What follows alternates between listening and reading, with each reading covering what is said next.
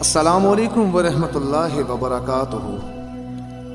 آج میرا پیغام پاکستان میں بسنے والے ہر ایک مسلمان کے لیے جس نے اللہ کو وحدہ لا شریک مانا ہے، نبی علیہ السلام کا کلمہ پڑھا ہے۔ آج فلسطین مسلمان بہن بھائیوں پر جو کڑا وقت کھڑا ہے، 56 اسلامی ممالک تماشا دیکھتے رہ گئے۔ نبی علیہ السلام نے فرمایا کہ ایک مسلمان جسم کی مانند ہے، ایک بازو کو تکلیف ہوگی تو دوسرا خود محسوس کرے گا، لیکن ہم اتنے بے ضمیر ہو چکے ہیں کہ ہمیں کوئی فرق ہی نہ پڑا۔ ہم سب کے سب تماشائی بنے رہے کوفے والوں کی طرح، اور وہ حق پہ ڈٹے رہے۔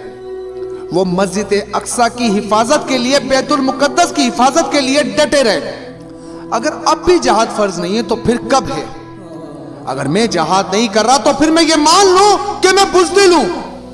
میں جہاد کا لفظ استعمال نہیں کر رہا یا میں جہاد کی بات نہیں کر پا رہا تو میں مان لوں کہ میں بزدل ہوں۔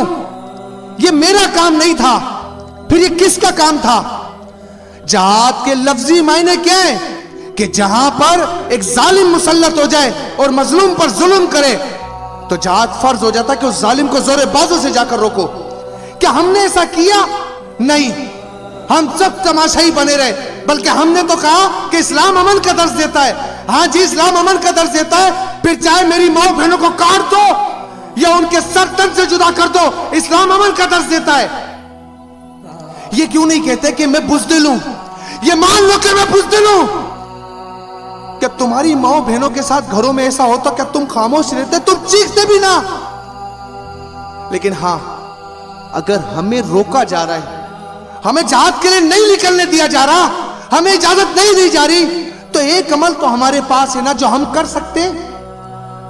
ہم ان خبیث کتوں کا بائیکاٹ کر سکتے ہیں کہ ان کی جتنی مصنوعات اسلامی ممالک میں بک رہی ہیں ان تمام چیزوں کو بند کر دیں، کہ کل قبر میں جب رسول اللہ سے ملاقات ہو تو یہ نہ ہو کہ رسول اللہ منہ پھیر لیں کہ تجھ سے تو یہ تک نہ ہو سکا کہ تو ان سے لڑتا، ارے لڑنا تو دور، تو ان کا بائیکاٹ نہ کر سکے کہ ان کی چیزیں خریدنا بند کر دے۔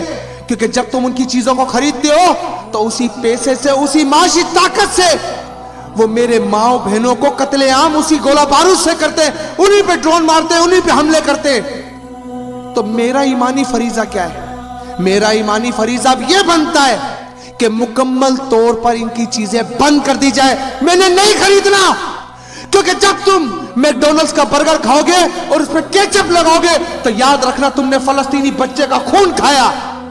اور اگر تم ان کی کوئی بھی پروڈکٹ استعمال کرتے ہو تو یہ ذہن میں رکھنا کہ تم نے اپنی ماں بہنوں کے ساتھ اس گولہ بارود کے اندر پیسہ جمع کر کے ان یہودیوں کو دیا، اور کل پروں سے میشر عذر پیش نہ کرنا، کوئی تمہارا کوئی عذر تمہارے کام نہ آئے گا کہ تم یہ کہہ سکو کہ تمہاری کوئی مجبوری تھی۔ اگر کوئی عذر پیش کرنے کی کوشش کی نا تو یاد رکھنا نبی علیہ السلام نے اپنے چچا کو آگے کر دینا ہے کہ میرے چچا امیر حمزہ کا کلیجہ نکال کے چبا لیا گیا، کہ اب بھی میری آل کو آنا ہے۔ اور اگر تم نے پھر سے کوئی عذر پیش کیا تو یاد رکھنا نبی علیہ السلام نے ننھے اصغر کو پیش کر دینا ہے کہ بچے تو میری آل کے تھے، اس دین اسلام کے لیے وہ قربان ہو گئے، تو تمہارا کوئی عذر کام نہیں آئے گا۔ ہاں، اب ایک ہی راستہ ہے، تمام امت مسلمہ کی بیداری کا وقت ہوتا ہے کہ وہ مکمل طور پر یہودیوں کی چیزوں کا بائیکاٹ کر دیں، نہیں خریدنا۔ کیونکہ یاد رکھنا اگر قبر میں رسول اللہ نے منہ موڑ لیا نا تو ہماری دنیا و آخرت برباد ہو جائے گی۔ اگر رحمت للعالمین نے ہم سے منہ پھیر لیا تو کچھ نہیں بچے گا ہمارے پاس۔ تمام امت مسلمہ کو یہ پیغام دینا چاہتا ہوں کہ چاہے اب کتنی ہی مجبوری کیوں نہ ہو، ہم نے ان کی چیزوں کا مکمل بائیکاٹ کرنا ہے، اور ہر ایک شخص میرے اس پیغام کو امت مسلمہ تک پہنچائے۔ ایک ایک شخص اپنے حصے کی ذمہ داری پوری کرے۔